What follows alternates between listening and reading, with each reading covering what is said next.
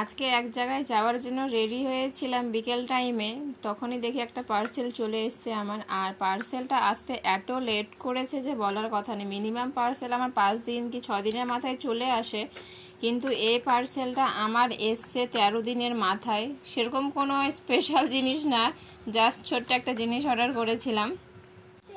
যাই হোক, এটার জন্য কোনো আমার অপেক্ষাও ছিল না।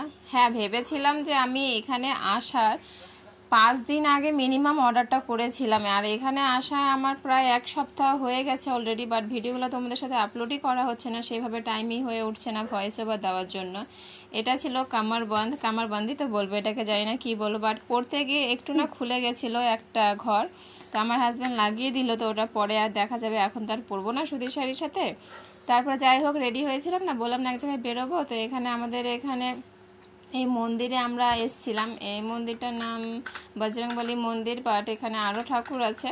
তো এই মন্দিরে আমি ফার্স্ট টাইম এসছি। আর আমার হাজব্যান্ডের বাড়িতে হচ্ছে যে পুরোহিতটা পূজা দেয়, এই পুরোহিতটা এখানেই থাকে।